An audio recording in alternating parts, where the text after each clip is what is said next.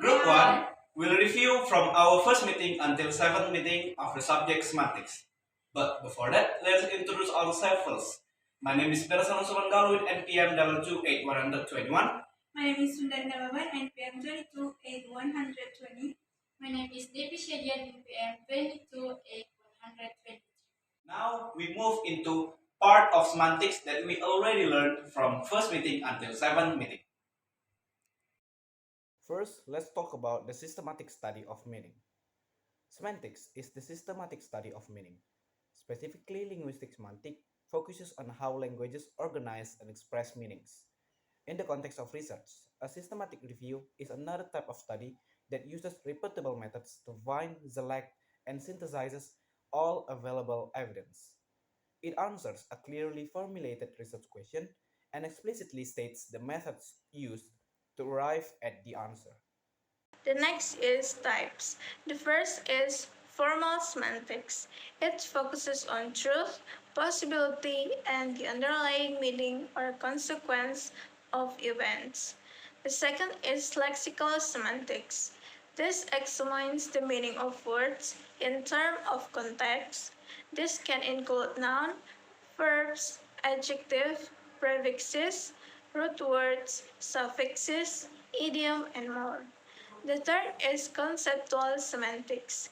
This branch deals with the most basic concept and form of a word before context adds layers of meaning. The fourth is computational semantics. It explores algorithms and models that enable machine to process meaning, such as natural language understanding and machine translation. Now we continue to the nature of language. The nature of language encompasses the fundamental characteristic and function of human communication systems. It involves the study of how language is structured, used, and understood by individuals and communities. Language serves as a complex and dynamic system that enables the expression of thoughts, emotions, and ideas through a combination of sounds, symbols, and gestures. The next is type of language characteristics. The first is arbitrariness. The relationship between linguistic signs or words and their meaning is arbitrary. The next is displacement. Humans can communicate about things, events, or concepts that are not present in the immediate environment or more. The next is productivity. Language is productive, allowing speakers to generate and understand an infinite number or novel sentence. This creativity is essential for expressing new ideas and thoughts. And the last is cultural transmission. Reflects that values, beliefs, and practices of a particular society and is passed down from generation to generation. Next, let's talk about language and the individual. Language and the individual refer to the intricate relation between an individual's linguistic ability, cognitive development, social interaction, and personal identity. It encompasses how language shapes an individual's thought process, communication skill, emotional expression, cultural connection, and overall development. Language plays a central role in defining and influencing the experience, perception, and interaction of an individual within society. Now I will talk about types of language influence on the individual. Number one, cognitive development. Language acquisition and use contribute to cognitive development by enhancing memory, problem solving skills, and abstract thinking abilities.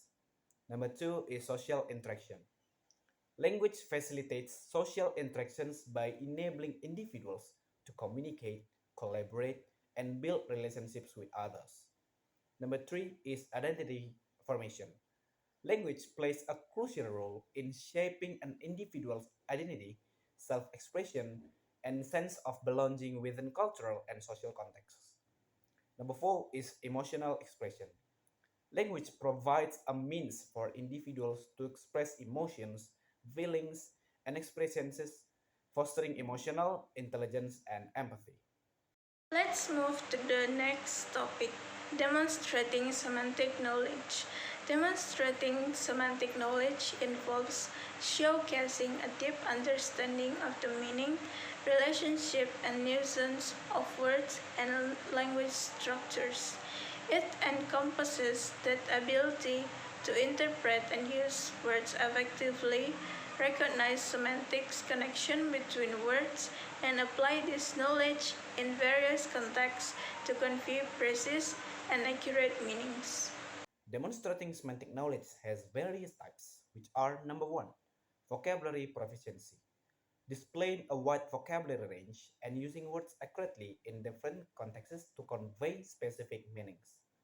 Number two is semantic relationships, identifying and explaining semantic relationships such as synonymy, antonymy, hyphonymy, hypernymy to illustrate how words are interconnected.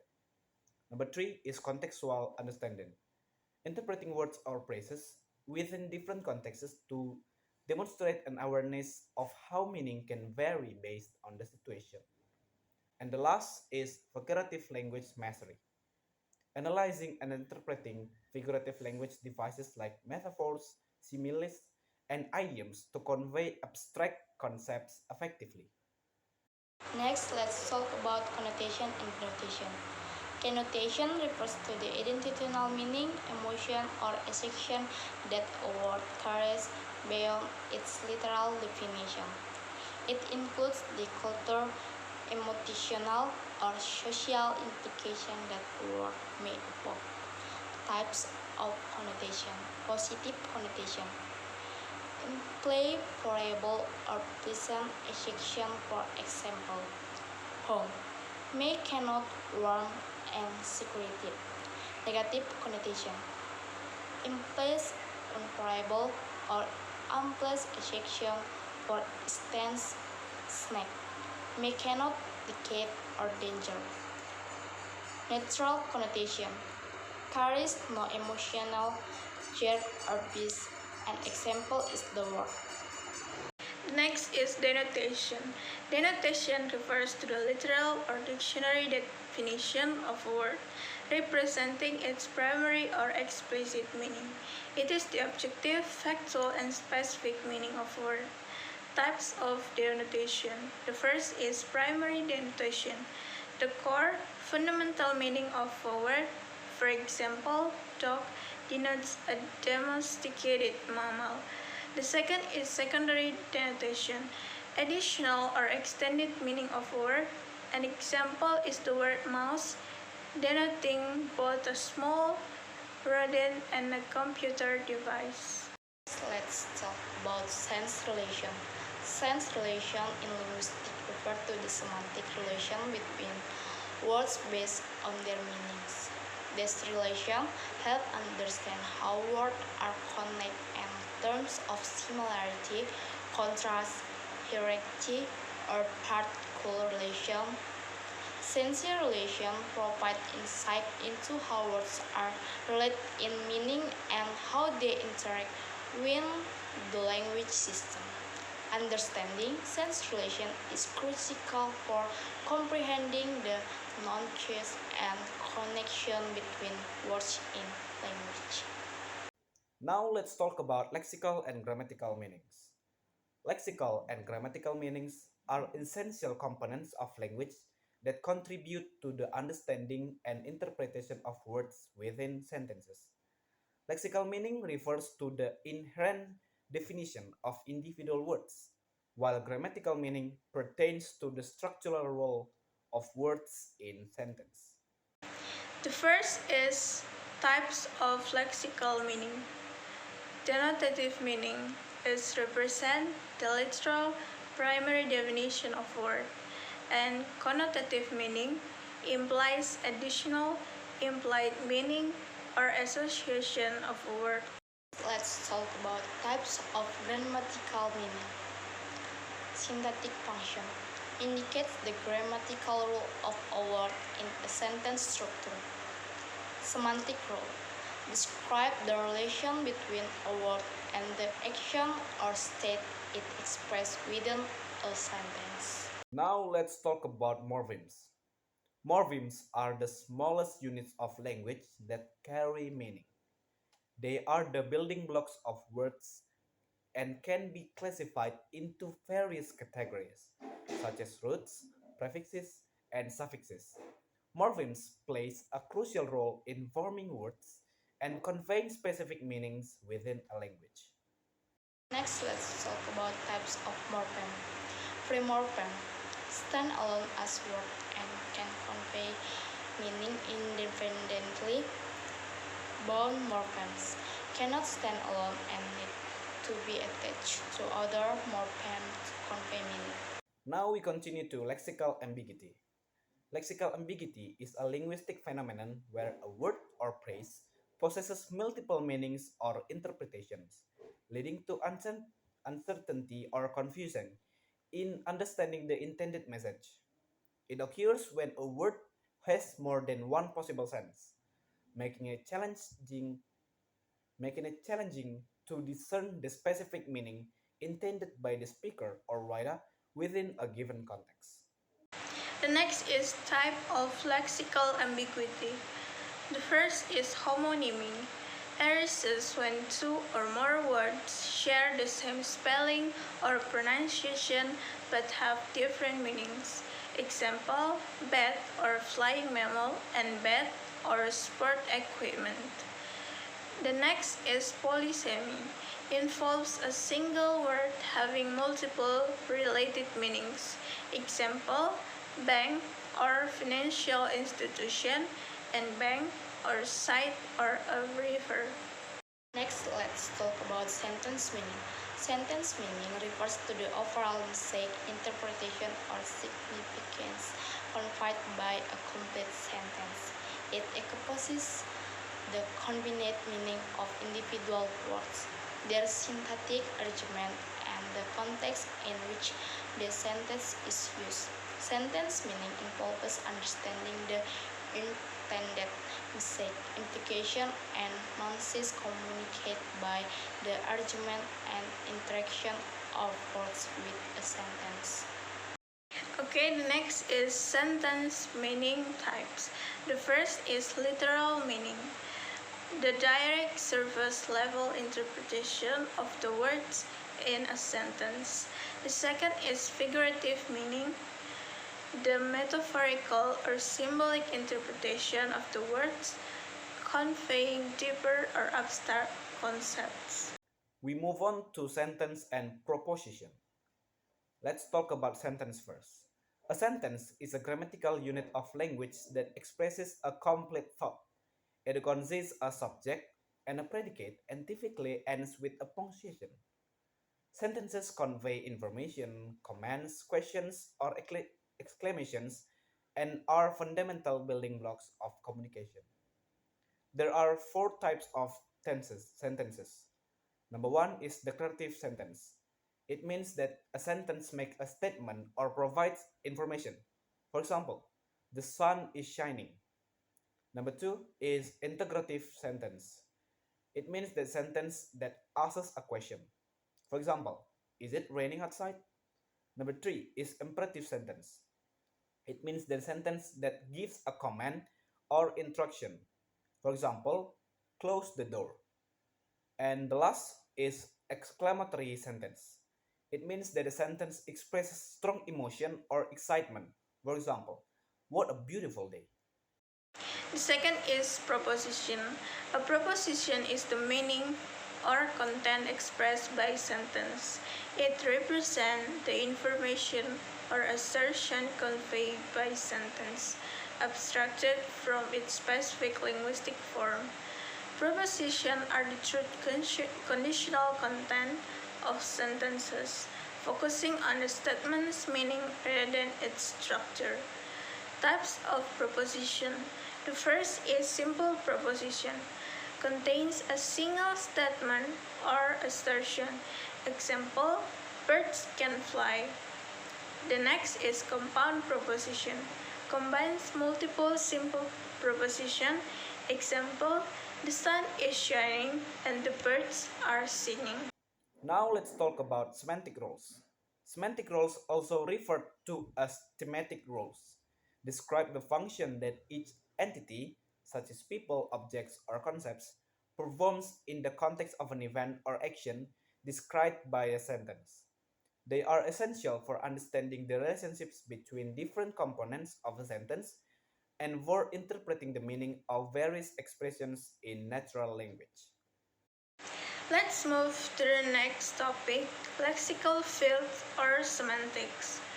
A lexical field or a semantic field is a set of words grouped by meaning that pertain to a specific subject.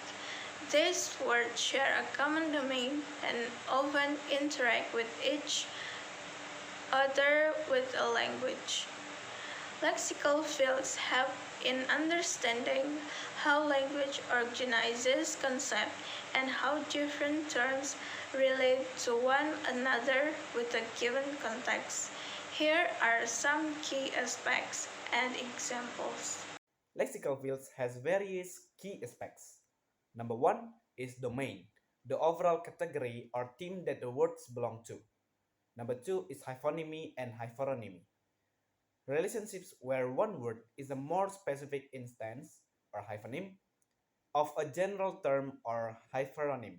For example, rose is hyphonym of flower. Number three is synonymy. It means that words that have similar meanings within the same lexical field. For example, joy and happiness are the same meaning. Number four is antonymy.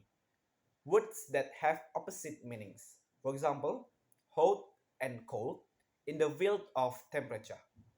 And the fifth is meronymy. Words that denote a part-whole relationship. For example, wheel is a meronym of car. Next, let's talk about binary and non-binary antonyms. Binary antonyms are pairs of words that represent opposite ends of a spectrum or scale. Example, hot and cold are binary antonyms because they represent two extreme temperatures. The next is non-binary antonyms. Non-binary antonyms are pairs of words that don't have strictly opposite meanings, but rather represent points along continuum or a range of possibilities. Example, warm and cool are non-binary antonym of hot as they represent different degrees of temperature rather than strict opposites. And the last topic that we will talk about is speech acts. Speech acts are actions performed through speech. Speech acts categorized into three main types. Number one is locutionary acts. These revert to the literal meaning of the words spoken. For example, saying it is raining outside to convey the fact that the event is occurring. Number two is illocutionary acts. These are the intentions behind the speech, the force that the utterance carries. Examples include making requests, giving commands, asking questions, making promises, and expressing congratulations. The third is perlocutionary acts. These are the effects of speech acts on the listener or audience. For instance, saying I'm sorry might lead to forgiveness, or saying I love you might evoke feelings of affections. And that's all about our review from first meeting until seventh meeting of semantic subjects from group 1. Thank you for watching and have a good life.